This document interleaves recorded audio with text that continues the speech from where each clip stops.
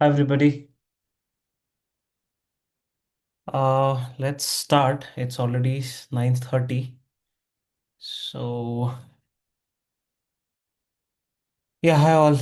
If possible, if folks can be on camera, that would be very great. I hope you're able to hear me and you're able to see me.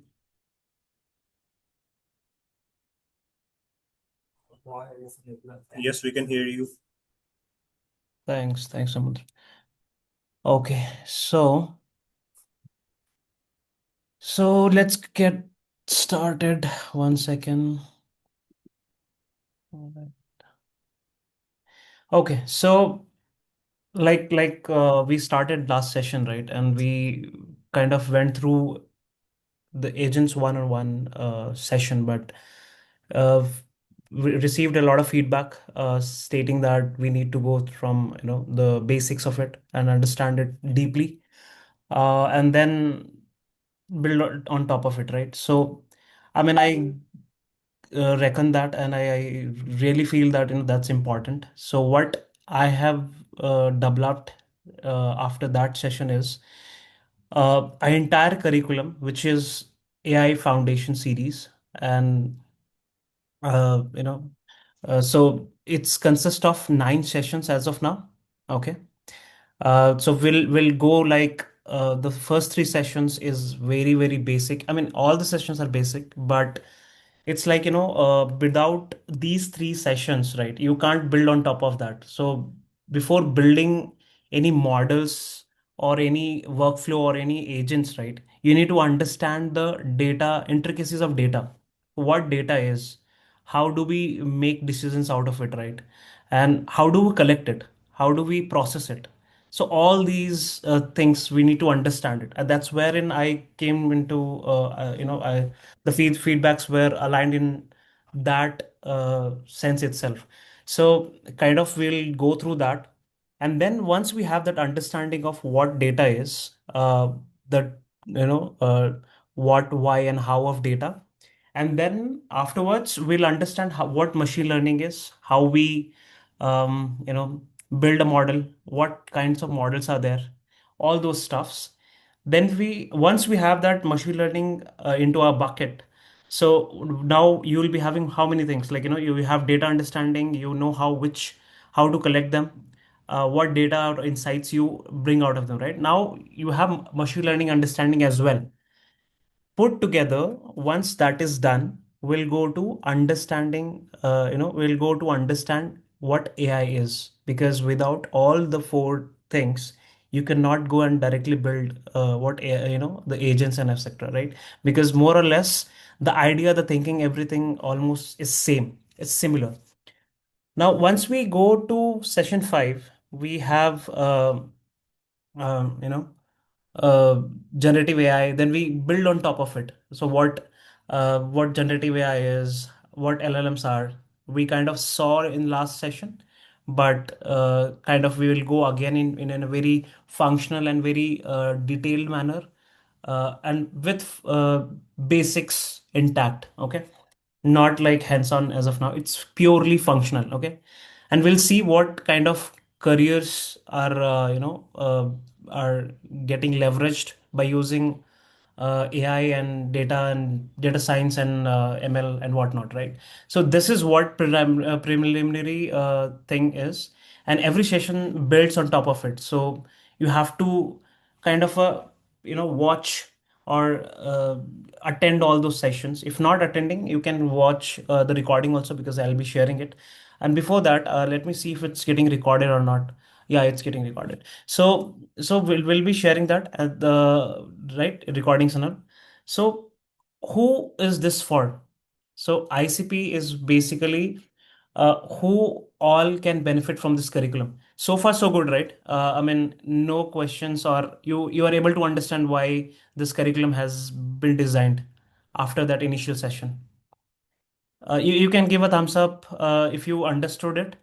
No need to unmute and talk through. So that is also okay.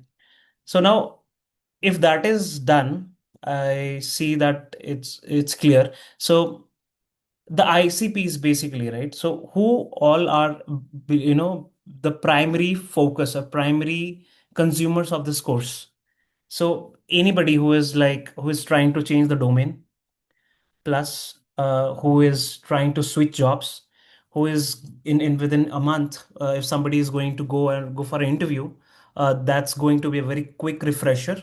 And nevertheless, students obviously, it's going to be very very beneficial for them. So that's being said, there are few rules that I have devised for these sessions, right? So keep the session interactive. It does not mean that you need to be necessarily on camera. If you can, that's very very very powerful and very good. But you can keep texting, or giving thumbs up, like if you have understood. And if you want to ask something, you just wait at the end, right? Because there's a 30-minute session, and there will be a quiz and a Q&A also, if you have any questions related to the session or in generic questions as well, then you can ask that. So that's the rule number two. The third already said, right? Like if it's possible, please be on camera. That will be a very, very good session for both of us. And if somebody is dropping in between, please put a message on chat that if it's a power cut, it's understood, but just text and leave. Anyways, recording will be provided. Nevertheless, the fifth one is very, very important. It's important for you and for me as well. So, at the end of the session, I'll be sharing a form. Just fill it up. That feedback form will help me a lot in terms of, like last feedback gave me a lot of inputs, and hence this course is right. So this course is like, it's not very exhaustive. We need in I need your inputs. So if it is like, you need further details, then you can just guide me through your feedback. You will see the changes across, right? So if you have understood all these the rules and the agenda for today, then I'll move ahead. I hope it's okay, right? Okay. Okay.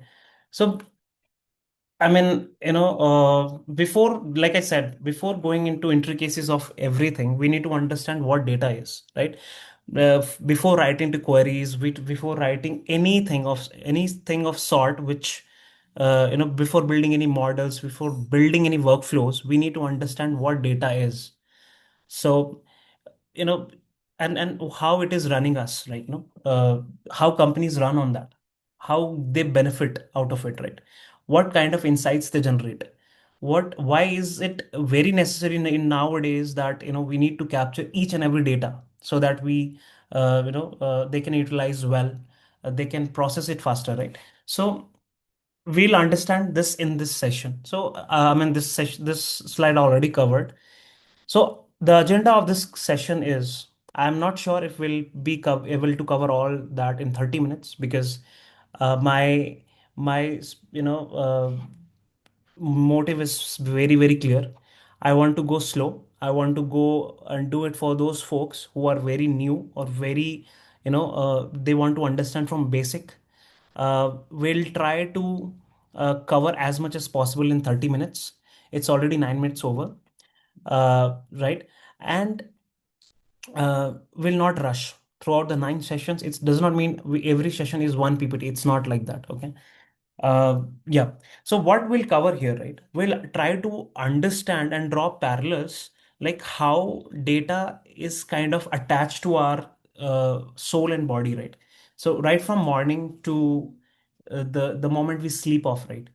Every time we are giving data to others, right? Then we'll move ahead and go to what understanding what is data, then data in the real world, and why it matters for us and for the companies, right? So uh, in a nutshell, to summarize this slide, what we'll do is why, what, and how of data, right? So we'll go ahead and understand that. Now imagine this, right? When you wake up in the morning, the moment that alarms ring, So what happens? There is a lot of gadgets nowadays in around our in arms, or wrist watches and everything. So they capture a lot of data while we are sleeping as well, like the health record data, right? Our BP, the sleep patterns, REM sleep. Then you have uh, the duration of the sleep, where we are actually, the location, and who how many folks called, how much time we have used our phones, all sort of these things, right? This is all is getting captured, and some of the other companies is getting benefited out of it, right from our data, right? So that's how the cycle starts from. Now, one of the exercise that you can do here is, you just think for 20 minutes, not now, when you have leisure time, and just jot it down, that what kind of data I'm giving to, or interacting with, throughout the day. Okay, that will give you a lot of sense. Yeah, right. So I'll move ahead, and these are the, basically, you are aware of it, like few folks who are in like cities like Bangalore or metro cities, they are very fond of, like, ordering breakfast. Everything is digital, so they have a lot of digital footprints out there. So it's say the PPT says in your morning and their data, but it's like entire your day and their data, right? Right from everything, the shoes number that you have purchased, and what color of socks also you have, purchased at the same time. So all of these clubbed together gives a lot of insights to the companies, right? So that they get benefited, right? Now, few data points that we need to take care. I mean, this will be changing altogether, but I have put it across, like how much digital footprint people imparts to that. So there are 100 plus data points. That's why the exercise that I gave, right?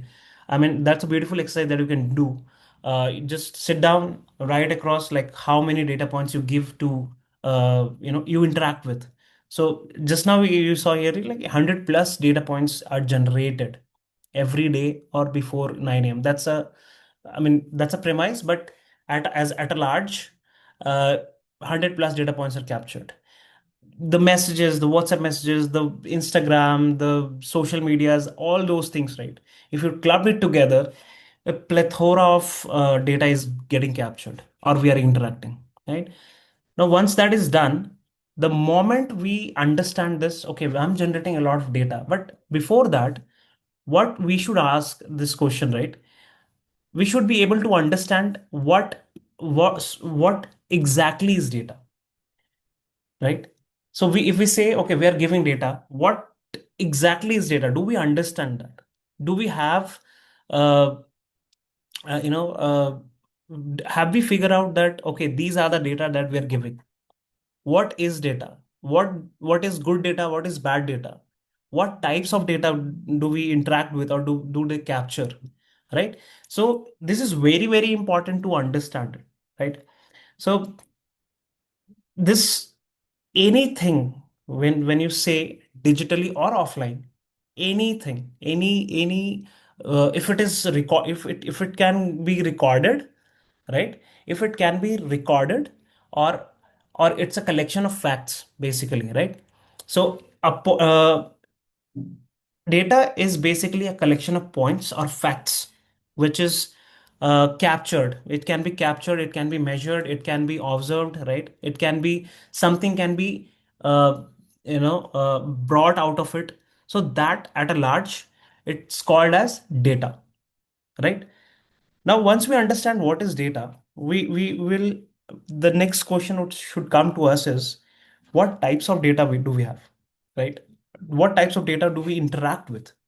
So it's like, we do not subconsciously, we kind of subconsciously notice it, but never realize that, we there is different categories of data also, right? There is number, there is text, there are images, media. The X-ray is a type of data. So your GPS location coordinates is also a data. Your voice recording, your um, you know watching, binge watching, everything. It's all data that is being recorded, right? So, in a nutshell, data is something which can be captured, which can be observed, and can help companies or folks to drive something out of it, right? So, that's the whole point of data as of now, right? Now, moving further, the categories of data. Now, tell me how, I'm sure people would have known that numbers, obviously it's data. Text, obviously it's another point of data. There are images and video medium, kind of like, videos, uh, social media posts, everything is a data, right? But we fail to categorize it. I'm not saying everybody, but at a very initial stages, we kind of try to fail in that categorization, right? So when we see at a large scale what kinds of data we have, right? We'll understand it through our example as well. In in a board as well. Like I have that exam board also. We'll do that. Now, at large, we have three types of data. So there can be structured, semi-structured, and unstructured data, right? So structured data is basically, I'll just switch it over to. So structured data is basically, it's a, if anything is able to be captured in rows and columns, right? It's predominantly called as a structured data at a large, if you just understand this, right? If it can be stored in form of rows and columns, it is called as a structured data, right? So what all, and obviously I'll cover all those things like RDBMS, okay? Relational Database Management System. It's kind of a, used to hold or store, structured data, right? So what can be called as a structured data? Let's say I have a employee table. Do not get confused in what is table and all those things. I'm just getting you hold of it, right? I'm just trying to elaborate a bit. And then if you build on top of it, I mean, if you consistently go to second session and third and fourth, you will be able to understand easily. So uh, one sec. Yeah. I hope it's clear. Can anybody give any, like, just thumbs up or something so that I can move ahead? It will help, guys.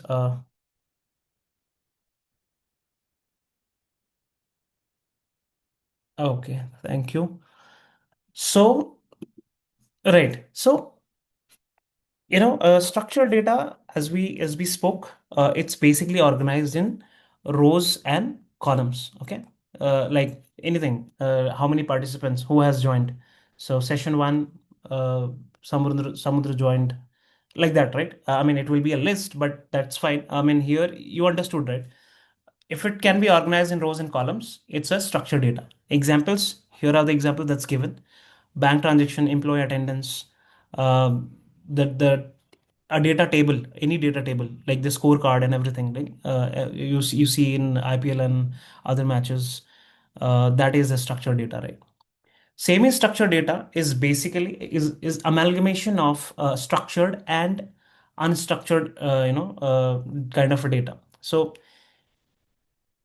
here what will happen is you will get for some column, for some data points you will get like here two, right? Let me just go to and draw this diagram. Mm, height floating, okay. So have you seen these forms, right? Like in IntelliBridge site also, you will see that there is name, right? Email ID,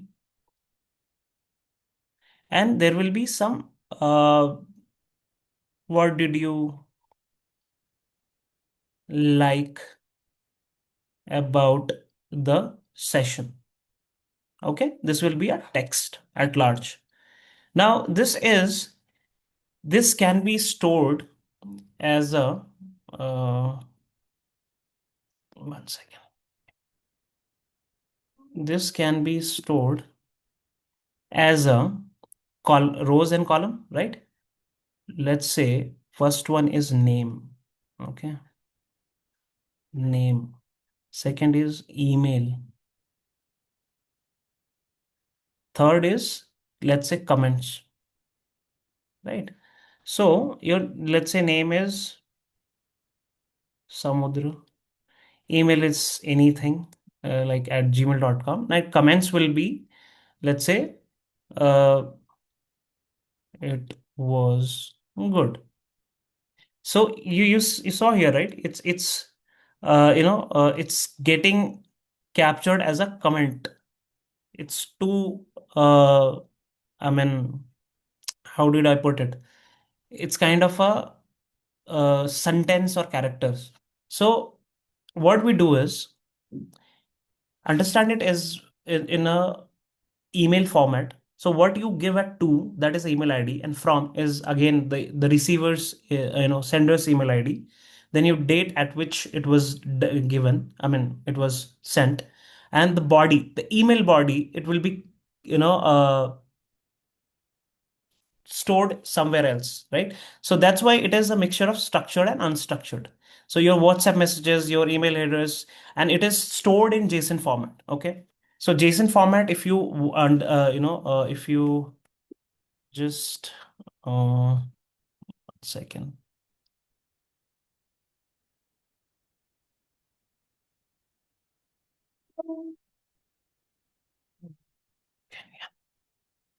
JSON format is basically like this.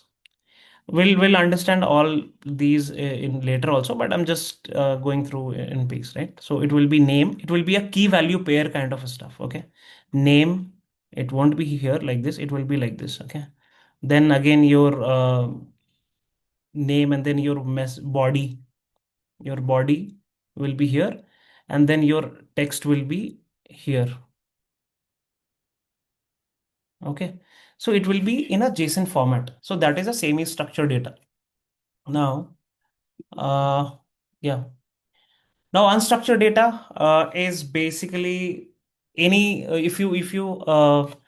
I mean, I'm sure all of you. Okay, Yogesh has hand is raised. Yeah, yeah, Yogesh, go ahead, please. Yeah. Am I audible, Akash? Yes, yes, very well. Yeah. Yeah. So can we say something like this? So any information that is organized and queryable is structured, but otherwise, if the information is still structured but not easily queryable, then it's semi-structured. Okay. So, I mean, see, you're at large, you're very right. So structured is basically, you will be able to query it very easily by using SQL, right? Those who do not have any understanding of SQL, what SQL is, it's fine. Uh, that's not a problem. Just SQL is basically structured query language. Okay. Structured query language. It's a plain English language. I'll tell you what I mean by this, but let's answer his question. Okay. So his question is structured, which is stored in RDBMS, right? Is some is that kind of data which is easily queryable. Okay. Why? Because it is stored in rows, columns, something of like Excel. Okay, let me go to if you want. Okay, I will move it later. So it's already organized, right? So no need to do anything, right? So that is why it is easily queryable. But what happens to JSON, right? Or any structured data, unstructured data? So it comes in this form. I'm just writing it. Let's not go to the notation, but yeah. So there will be a body, okay, and some text around, like we saw. So what there is a method to make it very queryable is flatten this data, okay, and store in rows and columns, okay, sorry, rows and columns, and then it becomes easily queryable, okay. So you are right, Yogesh, in a way, but there are other like NoSQL databases as well, right? Like if I'm not wrong, MongoDB and others, like I think Postgres is also like that. So that is how we can distinguish, right? I hope it was clear.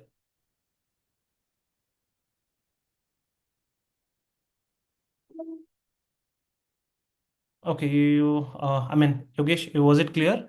Yeah, yeah, yes. I did send a reaction, but maybe you didn't. Oh, okay, okay, okay. No problem. Okay, so yeah.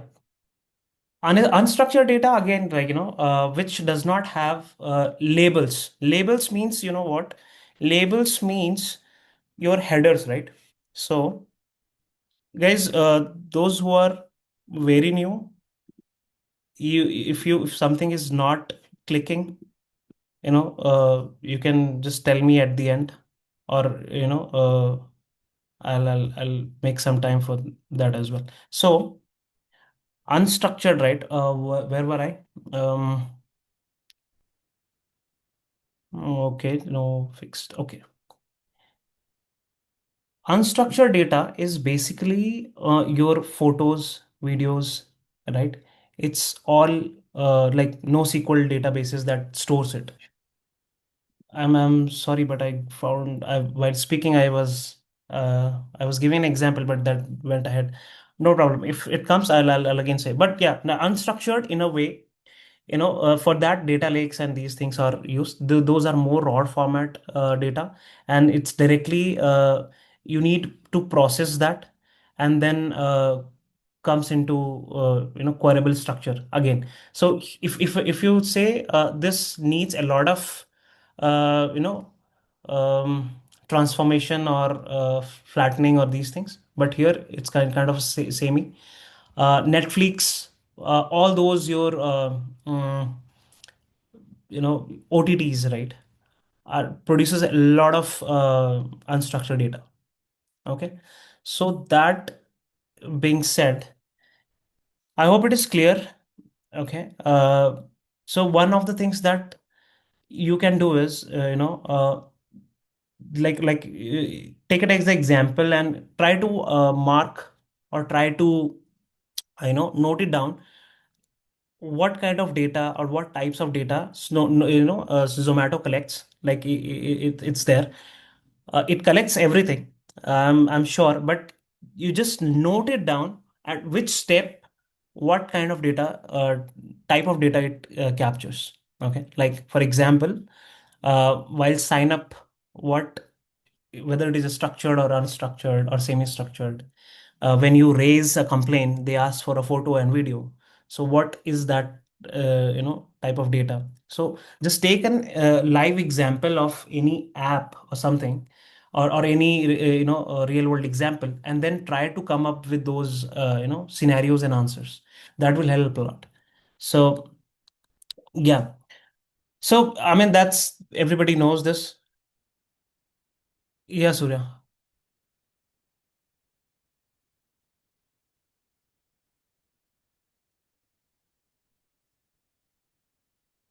I think he has his hand raised, but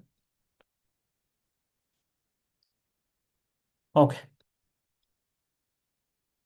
Okay, so what once we understand, what data is and the type of data, right?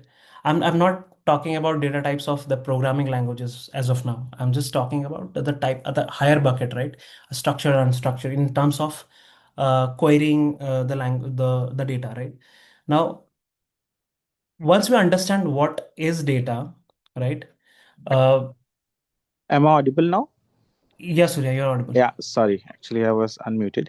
On unstructured, actually, I just had one query over there.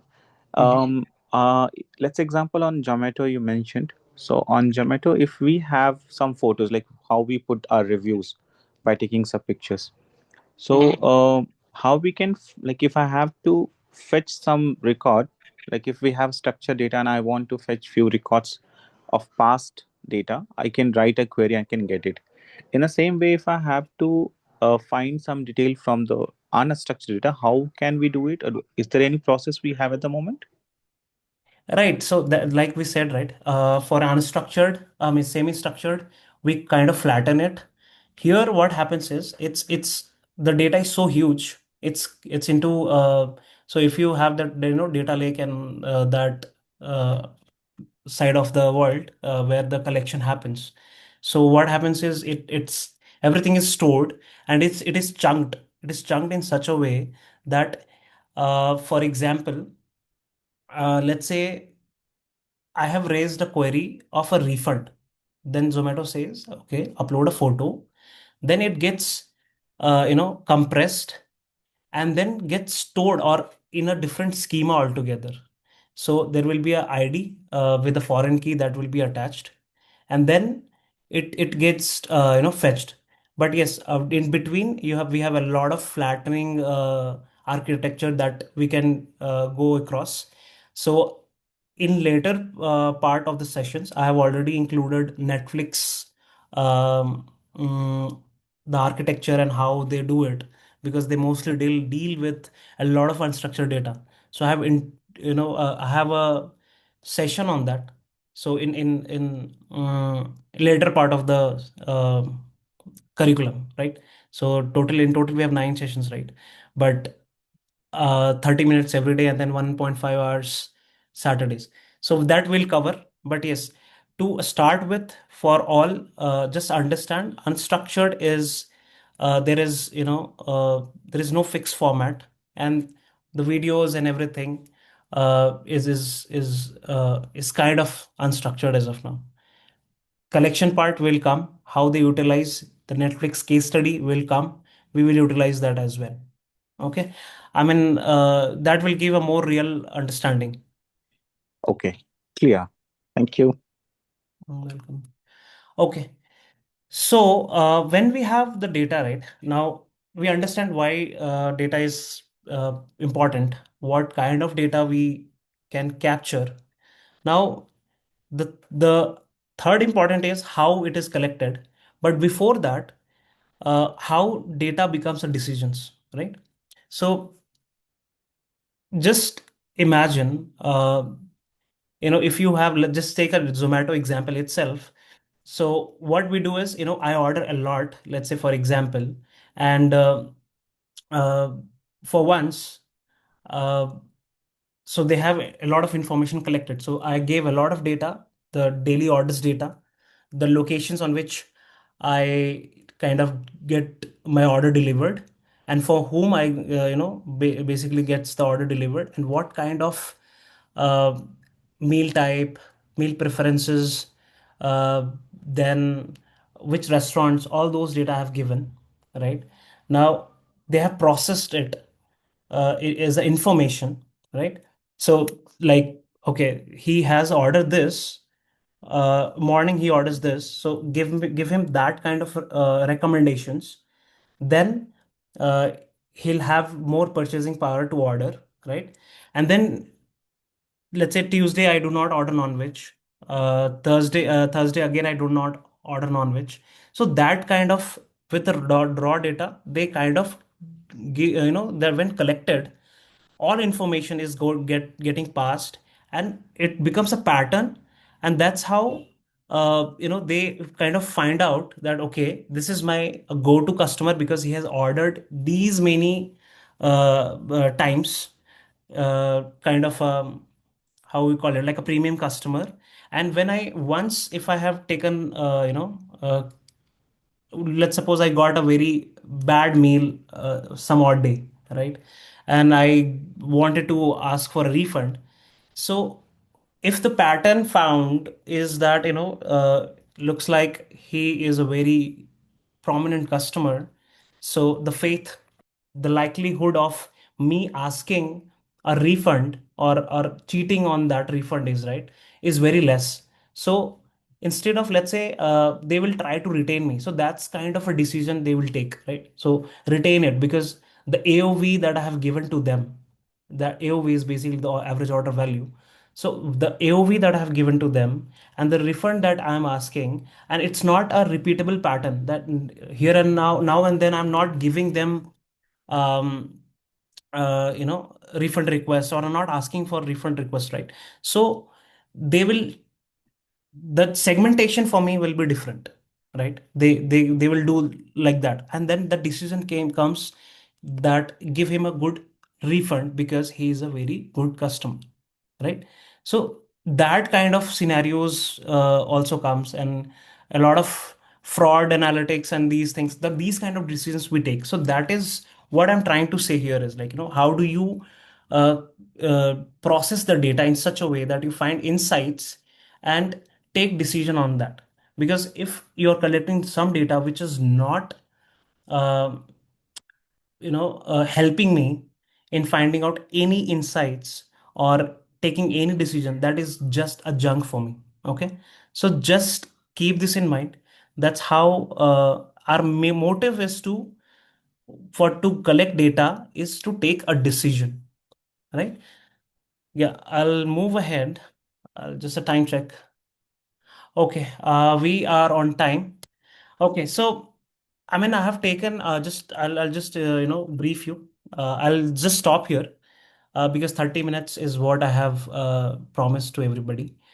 Uh, Netflix is one of the prominent examples that I have taken across. So we'll go and we'll dissect the architecture also in later part of the um, course. Okay, though it is not very important for the AI foundation course, but that will be covered so that you have a holistic understanding of what uh, the whole cycle looks like, right? So, yeah, I mean, okay, I see some queries. Yes, uh, we'll start the Q&A now. Okay, I'll stop here. I'll stop sharing. Yes, anybody who, okay, yeah, right. We'll go to the quiz at the end once the session done. But yeah, if you have any queries, any generic queries, any queries which you want from the sessions to take, that's I'm okay. I'm good with that. There's a question on the Q&A on the chat that I've added. Q and question for the end. Is there a step between data and information metrics? Right. I mean, we'll understand what is metrics and KPIs. Why they are important. How we select that smart framework, right? We'll understand the smart framework as well. How to cherry pick good KPIs and matrices. We'll understand that. Yeah, sure. So my question was, so you showed a slide where you showed how a mere data is evolving into a decision, right? Right. So in that evolution, where does metrics come into play? Is that not a part of that evolution? Yes, definitely, definitely. So it's basically what I did. Let me reshare my screen. So see, it's very at a high level, right? Top level. So how will you get insights? You will get insights by understanding the patterns. How will you understand the pattern? By few matrices, right? Like, let's say, for Mm, example, I have ordered 10 so far I'm a very loyal customer of Swiggy. Okay, and what I start doing is, here and now and then I started refunding everything. I mean, uh, raising complaints, uh, not receiving order on time. The driver is there. I mean, the rider is there, but I'm not picking those uh, orders, right? Deliveries. So there is a rating for me also on Zomato site, right? There will be a propensity score also, like the the number of amount of time he has refunded, he has raised complaints. Were those complaints very critical, or were they actually the complaints also, or it was just like he's trying to game the system? So there are methods that they capture. There are a lot of every decision, every flow, right? Every flow of the app captures a lot of data, and a lot of matrices is getting captured. Few of them are direct, few of them are calculated as well, right? Like how much AOV that person has given, percentage of refund, percentage of returns, I'm sorry, discounts that he has utilized, right? Then, like, whether he is or he or she is a Swiggy one user, right? So I mean, that's the premium customer membership kind of that they have. So matrices comes in between, right? So without that, you won't be able to take insights, and then you will not be able to arrive at a decision, right? Yeah.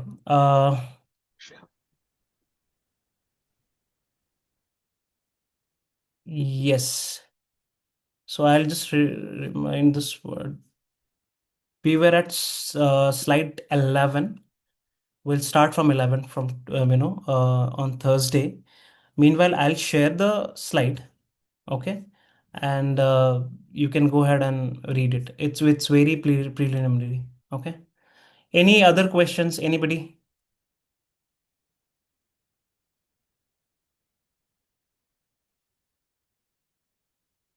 Okay, and by the way, just reiterating it again, the question that Surya has raised is very, very important. We will kind of divert and understand it as a product manager also, and a architect as well. Okay, so we will understand the whole flow, and then the kind of tools and technologies they use, and try to grasp what Netflix is trying to do, right? And how they are able to scale so much, and how their UI looks very incredible, and the latency that they have, very negligible latency. That's how they are able to do it, right? So we'll understand all of that, but you will have to give me some time, because I need to take care a lot of, like, the whole audience, and then build on top of it. Okay, I think if we are done, just give me a thumbs up, anybody, and we will meet on Thursday. Okay, thank you so much. Thank you, Akash. It was very useful, and we'll surely will connect for next session just to continue this interesting part. Thanks a lot. Thank you so much, everybody. Thank you, Surya. Thanks, buddy. Yeah, bye bye. Bye.